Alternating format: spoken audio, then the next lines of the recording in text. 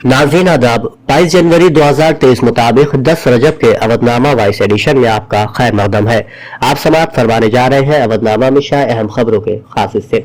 राम मंदिर में रामलला के प्राण प्रतिष्ठा तकरीब के पेश नजर अयोध्या में सिक्योरिटी को सख्त कर दिया गया है। तकरीब के पेश नजर वजीर आजम नरेंद्र मोदी के साथ दीगर शख्सियात पीर को अयोध्या में होंगी। 22 जनवरी को होने वाली तकरीब के लिए तकरीबन 8,000 मेहमानों को मदऊ किया गया है। प्राण प्रतिष्ठा तकरीब की क़यादत वजीर आजम नरेंद्र मोदी करेंगे और वही राम मंदिर में रसूमात की अदायगी करेंगे। हफ्तों से मुश्तहिर की जाने वाली राम मंदिर इफ्तिताह की तकरीब की मुहिम पीर को पाए तकमील को पहुंच जाएगी। रामलला के प्राण प्रतिष्ठा तकरीब के पेश नजर 22 जनवरी को मरकजी हुकूमत ने दफातर में निस्फ यौम की छुट्टी का ऐलान किया है, जबकि मुतादिद बीजेपी इख्तिदार वाली रियासतों ने भी अपने यहाँ छुट्टियों का ऐलान कर दिया है। अपोजिशन जमात कांग्रेस ने मंदिर के इफ्तिताह को बीजेपी RSS के प्रोग्राम से ताबीर किया है, जबकि राम मंदिर के इफ्तिताह की तकरीब आइंदा लोकसभा इंतखाबात के पेश नजर बीजेपी की हिंदी रियासतों में वोटरों को अपनी जानिब माइल करने की एक स्ट्रेटेजी के तौर पर देखी जा रही है। मराठा रिजर्वेशन के मार्च के आज दूसरे दिन मीडिया से बात करते हुए मनोज जरांगे पाटिल ने एक बार फिर हुकूमत को अल्टीमेटम दिया है और कहा है कि 26 जनवरी से कबल मराठा रिजर्वेशन का हल निकाला जाए, वरना मुंबई पहुंचकर मराठा अपनी ताकत दिखा देंगे। मनोज ने कहा कि हुकूमत हमें धमकी देने के बजाय हमारे मुतालबात पर फैसला करे, हमारी उनसे कोई दुश्मनी नहीं है। शुमाली हिंदुस्तान समेत कई रियासतों में इन दिनों शदीद सर्दी है। लोगों को सर्द दिन और सर्द लहर के दोहरे हमले का सामना करना पड़ रहा है। दरियासना महकमा मौसमियात ने खबरदार किया है कि आने वाले दिनों में शुमाल मगरबी हिंदुस्तान और वस्ता हिंदुस्तान की रियासतों में सर्दी मजीद बढ़ सकती है, जहां कम अज कम दर्जा हरारत 2 से 3 डिग्री सेल्सियस तक गिर सकता है। इसके अलावा शुमाली हिंदुस्तान में 2 दिनों तक घने से इंतहाई घने कोहरे छाए रह सकते हैं, जिसके बाद कोहरे में कुछ कमी आएगी।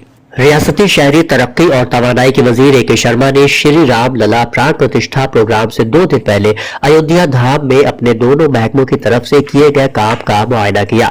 साथ ही रियासती हुकूमत और NTPC के मुश्तरका ताउन से कायम किए जाने वाले 40 मेगावाट के सोलर पावर प्लांट की साइट का भी दौरा किया।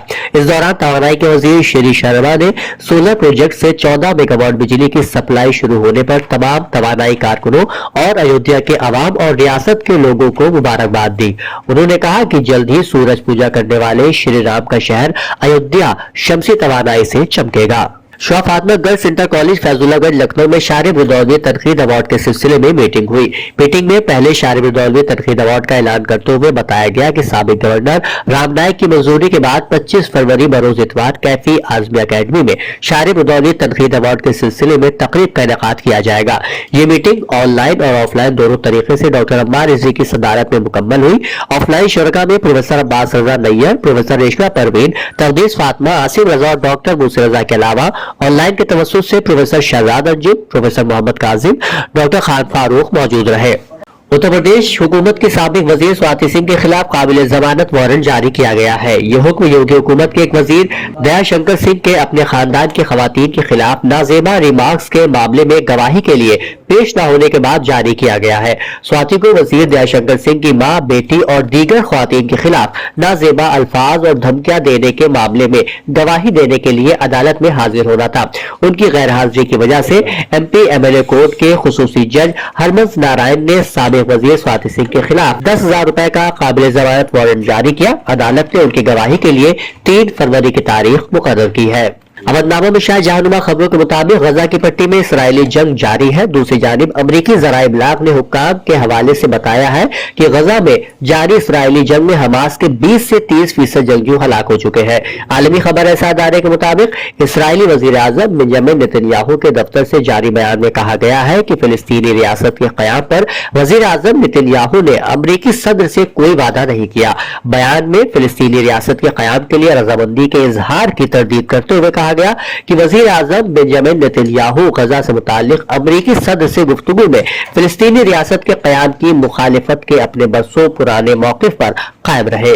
حماس کی جانب سے یرغمال بنائے گئے افراد کی تلاش کے لیے اسرائیلی فورسز نے غزہ میں کئی طرح کے حربے استعمال کیے ہیں، مگر ابھی تک قیدیوں کی موجودگی کا کوئی ٹھوس سراغ نہیں مل سکا ہے۔ اس حوالے سے اسرائیلی فوج نے گزشتہ دنوں غزہ میں متعدد قبرستانوں میں قبریں بھی اکھاڑ ڈالی۔ اسرائیلی فوج کا کہنا تھا کہ وہ جنگ کے دوران ہلاک ہونے والے یرغمالیوں کو تلاش کر رہی ہے۔ اسرائیل کی جانب سے حماس کے قبضے میں یرغمالیوں کو آزاد نہ کروانے سے اسرائیلی کابینہ میں اختلاف شدت اختیار کر گیا ہے۔ اسرائیلی نیوز ویب سائٹ کے مطابق اسرائیلی وزیر دفاع نے وزیر اعظم آفس پر دھاوا بول دیا اور صورتحال تقریباً ہاتھ پائے تک جا پہنچی۔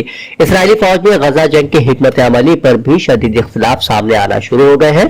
دوسری جانب میڈیا رپورٹس میں بتایا گیا ہے کہ اسرائیلی دارالحکومت تل ابیب میں ہزاروں افراد نے وزیر اعظم بنجامن نیتن کی حکومت کے خلاف احتجاج کیا اور یرغمالیوں کی رہائی میں ناکامی پر برہم مظاہرین نے نیتن کو شیطان چہرہ قرار دیا ہے۔ ایک اور خبر کے مطابق ترک سفارتی ذرائع کے مطابق حماس کے قطر میں مقیم سربراہ اسماعیل ہنیہ نے ترک وزیر خارجہ سے ترکی میں ملاقات کی ہے۔ 3 ماہ سے زائد عرصے میں ان کا یہ پہلا باضابطہ رابطہ تھا۔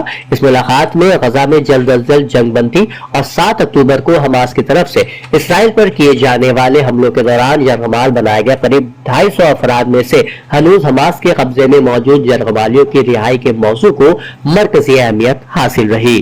اودھ نامہ میں شائع مضامین کو مکمل طور پر پڑھنے کے لیے اودھ نامہ کی ویب سائٹ www.awadhnama.com پر وزٹ کریں اور ای پیپر پر کلک کریں۔